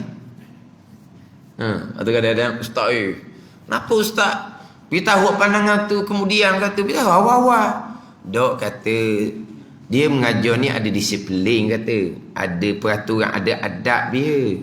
Kita kena ajar mazhab Syafi'i dahulu di tempat kita ni. Kemudian, kita pun selangi dengan pandangan lain. Sebab kalau pandangan mazhab Syafi'i tu payah, takut dok semayang nanti. Kena gitu lah. Lagipun kalau saya ajar hak mudah mula-mula, hak payah kemudian, awak dah ambil dah hak payahnya. Ambil mudah, bukan masalah mudah payah ni. Memang kena cerita pandangan mazhab Syafi'i dahulu, hak muktamad. Dan memang saya sentiasa sebut pandangan ni, hak tidak ada tayamum. Mazhab Maliki, mazhab Hanafi dan pandangan Taif dalam mazhab Syafi'i tidak ada tayamum. Kalau kaki ada pembalut, kaki tu jatuh barang ke apa, ke kaki patah ke, ada seming di kaki, maka basuh muka wuduk macam biasa, basuh tangan sapu kepala, kaki hok elok basuh macam biasa, pembalut di kaki sapu air sahaja. Itu mazhab Maliki, Hanafi dan pandangan Taif dalam mazhab Syafi'i. Kalau payah buat gitulah, janji semayang je. Janji semayang.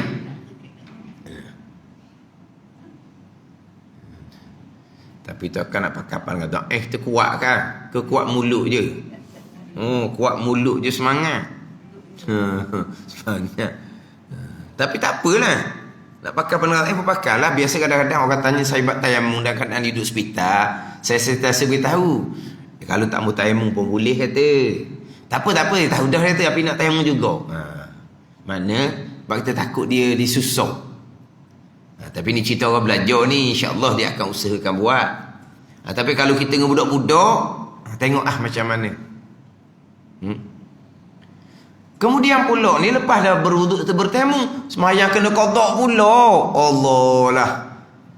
Dengar di budak-budak, Allah.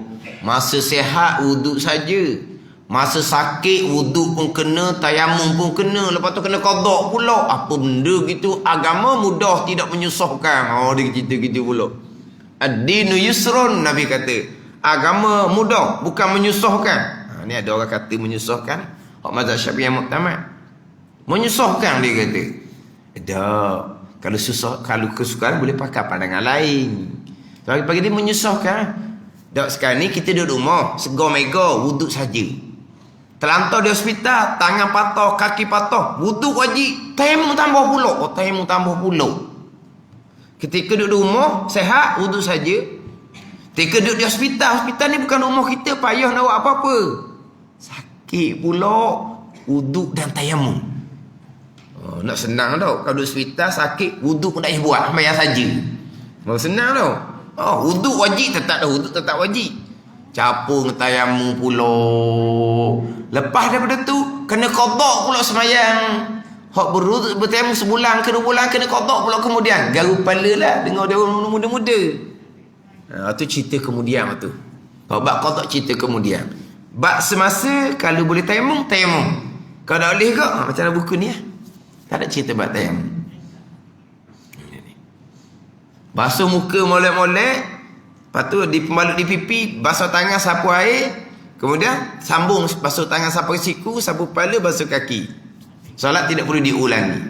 Tapi ini bukan pandangan muktamad mazhab Syafi'i seumpama ni. Kita kalau nak pakai pandangan muktamad mazhab Syafi'i yang saya sebut dah berulang kali, kita berwudu. Bertayamum kerana air tak kata. Mana ni? Kita berwudu, bertayamum kerana air tak rata di anggota wudu. Jadi apabila kita berwudu, dia ada rukun tertib. Berwudu ni ada rukun tertib. Mana kena selesai muka, pindah ke tangan sampai ke siku. Selesai, pindah ke kepala. Selesai, pindah ke kaki sampai ke 2 mata kaki. Itu tertib. Jadi kalau pembalut di muka seumpama ni, hak saya duk sebut ulang kali, wajib 3 perkara. Yang pertama, wajib basuh kawasan wuduk yang boleh kena air. Yang kedua, wajib sapu air atas pembalut. Yang ketiga, wajib tayamum, sapu debu di muka dan 2 tangan, niat tayamum. Antara 3 perkara ni boleh buat mana dulu mana kemudian. Syarat 3 ni kena ada. Jadi sekarang ni muka dia ada pembalut. Muka dia ada pembalut. Kita nak basuh muka dulu pun boleh. Kemudian sapu air atas pembalut di muka, berhenti. Tayamum pula. Kena lap balik muka yang sudah basah. Sebab kita nak bertayamum, tepuk debu, sapu debu di muka niat tayamum, tepuk debu, sapu debu di tangan. Untuk pembalut di pipi. Beres untuk muka, barulah berpindah balik kepada wuduk. Basuh tangan sampai ke siku, sapu kepala, basuh kaki. Tapi kalau kita buat seumpama tu, susah. Sebab muka sudah basah, baru bertayamum. Jadi sebelum kita basuh muka niat wuduk, kita bertayamum dahulu. Untuk pembalut di pipi. Kita tepuk debu, tangan, kita pun sapu muka niat. Saya tayamum kerana mengharuskan fardu sembahyang, beres. Boleh tepuk yang kali kedua, sapu di tangan, beres. Untuk ini pembalut di pipi. Barulah kita pun basuh muka niat wuduk, selesai sapu air atas pembalut. Tidak kalau kita basuh muka dulu boleh juga, tapi ketika nak bertayamum muka kena lap. Sebab muka basah debu tidak akan meratai muka. Boleh bertayamum dahulu. Kemudian solat tu wajib diulangi. Solat tu wajib diulangi. Kena qada semula. Diulangi pun ni pula, ulangnya apa pula ni? Qada semula. Sebab apa kena qada? Ni pandangan muktamad mazhab Syafi'i ni. Pandangan dhaif dalam mazhab Syafi'i tak ada qada-qadanya. Tapi kita cerita pandangan muktamad dahulu, wajib kena qada semula. Kenapa? Yang pertama, kita basuh muka. Kata dah air? Tak, sebab di pipi ada pembalut. Tak apa, di pipi ada pembalut. Air tak kata, kita ganti dengan tayamum. Okey, kita ganti dengan tayamum. Ketika kita tayamum, sapu debu di muka, kata tak debu di muka? Debu di tangan katalah. Kata tayamum yang kedua ni katalah. Masa sapu di muka, kata tak muka? Tak, sebab ada pembalut. Wuduk pun tak sempurna, tayamum pun tak sempurna, sebab tu kena qada. Berarti kalau pembalut ada di anggota tayamum. Mana anggota tayamum? Muka dan 2 tangan. Ada pembalut di muka, di 2 tangan, semata-mata dia kena qada semua itu kemudian. Melainkan pembalut bukan di anggota tayamum. Mana bukan anggota tayamum? Anggota wuduk tapi bukan anggota tayamum. Mana? Kaki. Kaki anggota wuduk tapi bukan anggota tayamum. Muka dan dua tangan anggota wuduk dan anggota tayamum. Okey, kaki bukan anggota tayamum, anggota wuduk. Kaki ada seming, bab kaki patok. Jadi dia pun basuh muka, basuh tangan, sapu kepala, basuh kaki tempat yang elok. Atas pembalutkan disapu air sekali. Kemudian dia lap balik muka dan dua tangan. Dia basuh tangan, dia pun tayamum. Dia tayamum sapu debu di muka. Kena lap lah air tu. Sebab kalau basuh debu tidak meratai muka. Dia lap muka, lap tangan. Dia pun tayamum sapu debu di muka. Tayamum sapu debu di tangan. Nak tanya, tayamum tu sempurna ke tak? Sempurna ke tak? Tayamum tu sempurna, ganti pembalut di kaki. Tak ikut tak? Tapi kalau pembalut tu di pipi, pembalut tu di tangan, tangan seming ni, ketika berwuduk, air tak rata muka dan tangan. Tak apalah, ganti dengan tayamum untuk tempat tak rata. Tayamum pun tak rata juga sebab di muka ada pembalut. Ataupun kerana di tangan ada pembalut. Jadi air tak rata, ganti dengan tayamum, debu pun tak rata. Lepas tu wajib kena qada semata-mata. Itu pandangan muktamad mazhab Syafi'i. Pandangan Ta'if tak ada qada-qada. Jadi hak qada tu cerita kemudian lah. Kalau budak-budak tu Allah hak waktu le tu pun macam pahak dengan nukul so qada. Dia hak waktu ada tu. Faham tak? Seperti pahak dengan nukul, faham tak? Sekali katok baru gerak, sekali katok baru bergerak, sekali katok baru bergerak. Sekali suruh baru pergi semayang, sekali suruh baru pergi semayang. Kalau dah teringat nak suruh, banyak lagi. Dah. Jemur nak semayang. Konong. Kau dah cara, dah teru. Hak ni nak suruh kau tak semayang ni. Dari bincang lah tu. Suruh dia semayang. Hak semasa dia. Hak semasa dia semayang. Kau tak. Dari cerita lah tu. Kemudian pembalut di kaki hak tak wajib qada tu. Satu syarat lagi ni. Ketika doktor bubuh seming di kaki, dia ada wuduk. Ada ni. Ketika doktor bubuh seming di kaki, dia ada wuduk. Ada wuduk macam dia tengah selok tu, tengah pingsan. Sedar-sedar kaki sudah ada seming. Tayamum dia sempurna, sapu debu di muka sempurna, sapu debu di tangan sempurna. Ganti kaki yang ada seming di kaki. Tapi ketika pasang seming tu, ketika doktor bubuh seming di kaki tu, wuduk tak ada, kena qada juga. Ada ni. Maknanya doktor nak pasang seming di kaki, okey, awak ambil semayang dulu. Ambil semayang, beri molek-molek, basuh kaki molek-molek, barulah doktor pun pasang seming. Masa pasang seming tu nak kena ada wuduk. Lepas tu wuduk batal lah. Seming sebulan di kaki, sembahyang kita tak kena qada, tak kena qada langsung. Sebab apa? Pasang seming tu ada wuduk. Suci daripada hadas kecil masa pasang pembalut di kaki. Maka tak kena qada. Seming di kaki tu seminggu ke 2 minggu ke sebulan ke, sembahyang dia tadi tak kena qada. Tapi kalaulah doktor pasang seming di kaki, dia tidak ada wuduk, sebulan dia sembahyang dengan berwuduk dan bertayamum, sebulan tu kena qada belaka lepas daripada seming di kaki tu buka.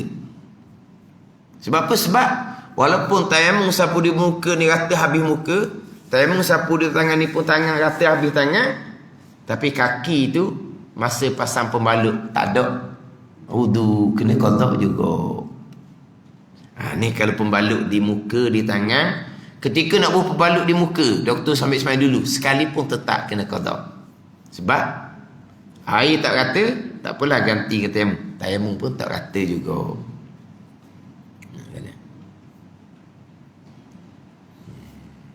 Tak apalah, kita ambil hak mazhab Syafi'i. Susah kita beramal dengan dalam buku ni, mazhab Maliki, Hanafi ataupun pandangan Ta'if dalam mazhab Syafi'i. Kemudian berbalut keseluruhan muka. Kita ambil sekali. Berbalut keseluruhan muka.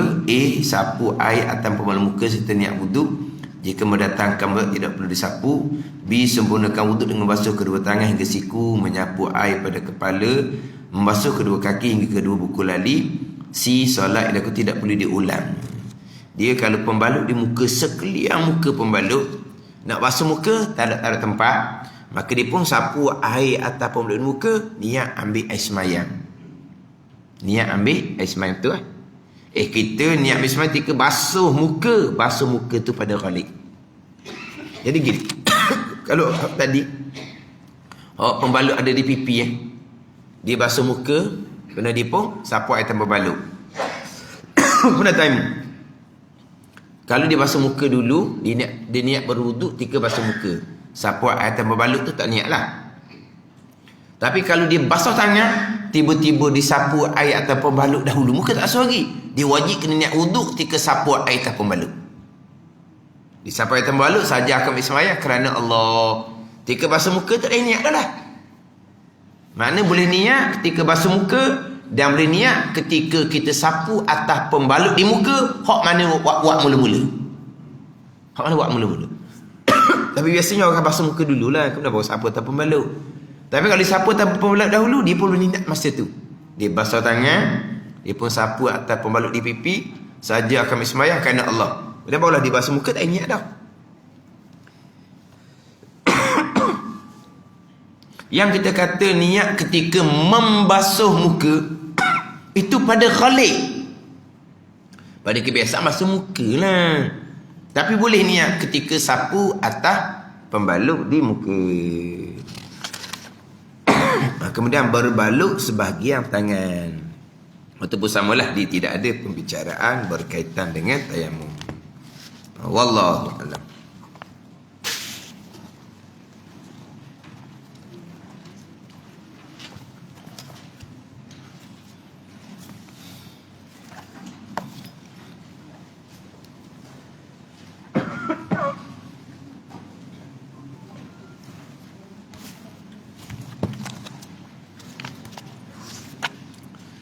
Ini 20 sifat hati yang keji dan terpuji.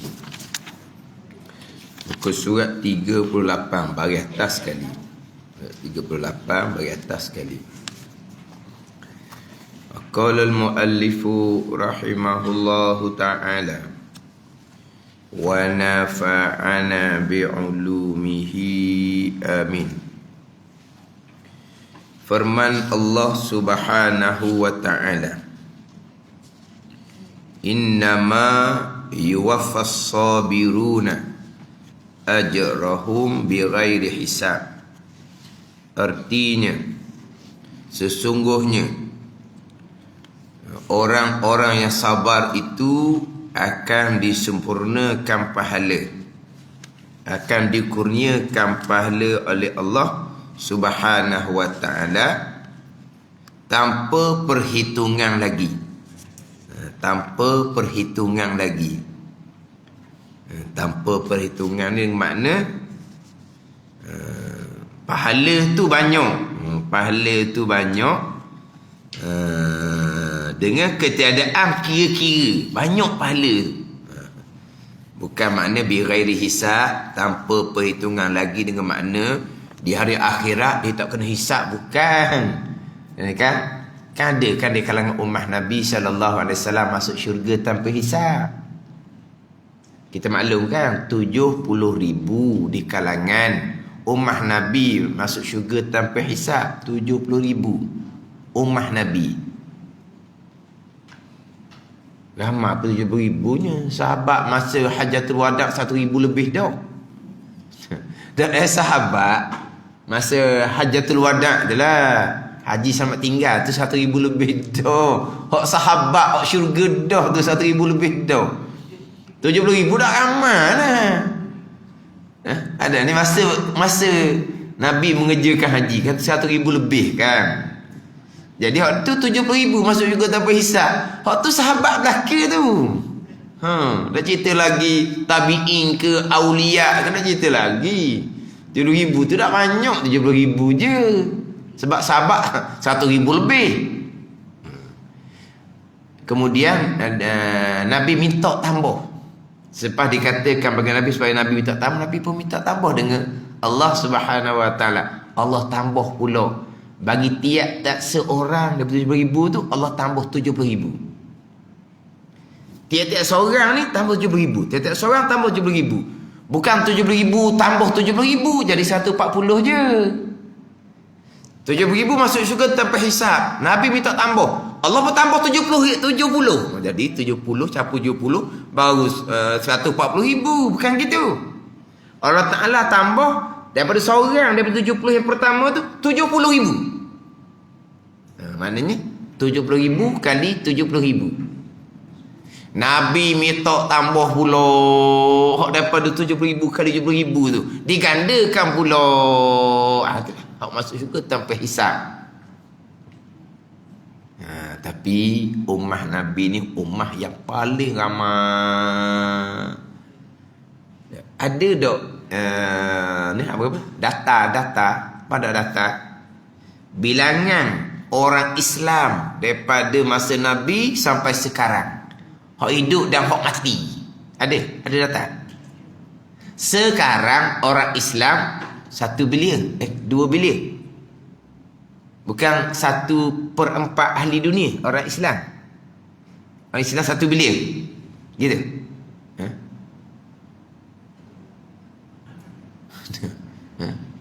Tak tahu data. Data COVID tahu tak? Kemarin berapa? Tak tahu tak tau. Tak tahu dah data COVID tu. 2-3 ribu sehari tak tahu. Tak tahu dah kata. Mati lagi 7-8 orang 10 orang sehari. Tak tahu dia kata. Dah ada dah orang penyakit COVID tempat kamu. Ada sangat. Lepas tu pak tak tahu dia kata. Tempat kerja ada kot dia kata. Lepas tu pak tak tahu. Senang gitu dah. Maknanya kalau sekarang ni 1 bilion. Masa Hajatul Wada' haji sampai tinggal 1,000 lebih. Lepas tu semasa capur sampai hak sedang ada sekarang. Dengan hak mati dah daripada masa Nabi tu. Ramai mana? Boleh 100 bilion. Allah malah tak wani nak reka lah.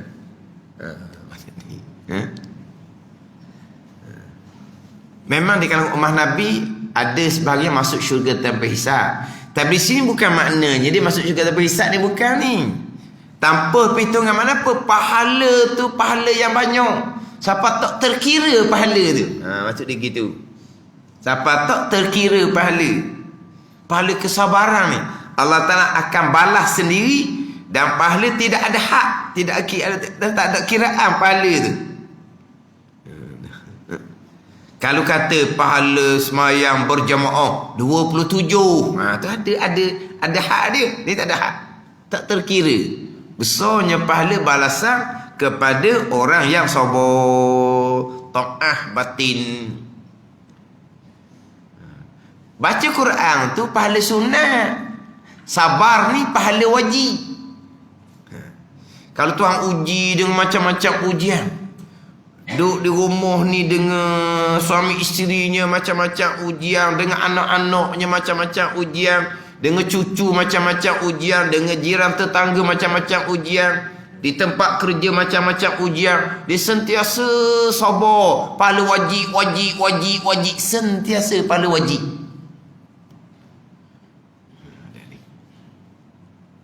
Bukan pahala sunat ni, pahala wajib. Hak pahala wajib tu hak sabar, hak wajib lah. Sabar wajib terdahulunya, sabar pada mengerjakan kewajipan, hak bicara dahulu. Kemudian sabar pada meninggalkan maksiat. Kita bekerja macam mana pun, kewajipan kita jaga. Kerja sibuk, tapi kewajipan semayang kita jaga, kewajipan menyempurnakan aurah kita jaga. Hak maksiat kita pelihara sentiasa. Tempat kerja kita pelihara, jaga pergaulan kita.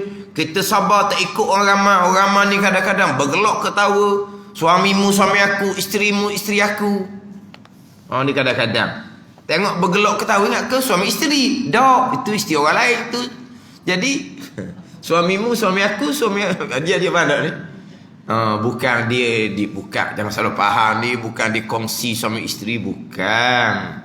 Hak ni maknanya tak ada batasan. Dia bergelak ketawa dengan lelaki tu macam lelaki tu suami dia. Dia bergelak ketawa dengan perempuan macam perempuan tu saudara bini dia. Sabar, jangan duk turut waktu tu maksiat. Sabar. Kena sabar molek tidak, tak jadilah sebab ramai seumpama. Sabar. Itu sabar yang wajib. Lepas tu sabar yang wajib pula ni, hak Tuhan datangkan ujian balak. Macam-macam ujian lah. Tempat kerja pun tak ada ujiannya. Dengan sama-sama kerja, dengan bos. Lepas tu kalau bekerja pula berhadapan dengan apa ke? Pelanggan ke? Hak pejabat tu kan apa ke? Pelanggan dia panggil tau. Kita pelanggan ni hak kisah basum je. Dan lah pelanggan hak beli pelanggan. Hak mari jabat pelanggan kau. Oh dia panggil pelanggan juga. Pelanggan dia panggil. Hak mari tu macam-macam perangai hak mari tu kan. Macam-macam korina hak mari tu. Sabar boleh pahala wajib. Hak paling kuat ujiannya hak duk jaga pesakit di hospital tu lah. Allah lah sakit tu sakit dah. Lepas tu pula hak jenis iman lemah tu god. Dak boleh tidur orang lain satu wak. Apa? Duk merepek, duk panggil, duk merepek. Lepas tu dia bakit kan. Oh tahu dak aku ni keturunan mana? Oh dia bakit pula dia keturunan mana. Keturunan mana pun tak ada seorang pun mari melawat Oh keturunan mana? Orang lain orang ni cerita melawat masa dulu lah boleh melawat ni. Orang lain penuh-penuh melawat. Dia tak ada melawat pun tapi dok bakit dia keturunan lebih. Itu. Tapi nak ceritanya dia panggil tu ujian sabar. Lepas tu dia kata macam-macam dia dengan Tuhan lah. Dia dengan Tuhan. Lepas tu sabarlah. Tak boleh nak sabar dah undur. Seorang lain pula pergi. Jangan jatuh jenis bongor. Jenis backing jangan tu siap pula ke dia ni. Dia jenis tak sabar dah. Kita alhamdulillah boleh sabar. Tapi dia punya perangai ni akhirnya kita pun apa? Sabar ada batas. Apa? Sabar ada batas. Dah. Sabar tak ada batas. Kena sabar. Tak ada batas-batas. Sabar memang kena sabar. Bukan kata Tuhan kata kamu sabar. Siapa tak kena sabar? Bolehlah kamu nak bebas pun. Tak ada batas. Sabar tak ada batas. Tapi kita ni ada batas. Hak kita tu ada hak. Mana kalau tak boleh nak pergi dah bundur. Bundurlah. Lepas tu jangan tahu pula hak jenis tak sabar daripada awal. Punah dianya. Hak yang pesakit ni dia tak fikir dah buat hukum hakam.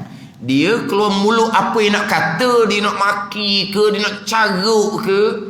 Dia caruk mudah-mudah je. Hak jenis hak tak tahulah. Pas mana kata cakap mudah tapi kalau hadapi tu kata masing-masing lah. Tapi kalau boleh sabar pahala wajib bukan pahala sunat, pahala wajib. Pahala banyak mana? Tidak terkira. Pahala wajib yang tidak terkira. Sabar atas ujian daripada Allah Subhanahu wa ta'ala. Tak tahan sabar dengan pesakit manusia ni. Jangan kerja dengan pesakit manusia. Cari kerja pesakit tu binatang. Planet haiwan senang. Pesakit tu binatang senang. Marah nak marah pun. Apa muni lembu apa muni kambing ni. Boleh marah macam mana pun. Biar orang tengok pelik dia ni. Apa marah ke lembu Kenapa marah ke kambing hilang sabar tu. Marah ke lembu, marah ke kambing. Boleh lah. Kalau duduk di klinik hospital dengan orang kena sabar. Cakap mudah memang cakap mudah. Tapi ini amal batin masing-masing. Pahala besar untuk masing-masing. Tapi kalau kita tak tahan sabar, terkadang kita melakukan kesalahan yang membabitkan dosa dengan anak Adam. Kita akan bayar dengan pahala pada hari akhirah jika tidak dimaafkan oleh mereka ketika hidup atas dunia. Dan firman Allah Ta'ala lagi, wasbiru innallaha ma'as-sabirin. Wallahu a'lam. Bismillahirrahmanirrahim. Alhamdulillahi rabbil alamin. Wassalatu wassalamu ala sayyidil mursalin wa ala alihi wa sahbihi ajma'in. Allahumma ftah alaina futuhal arifin.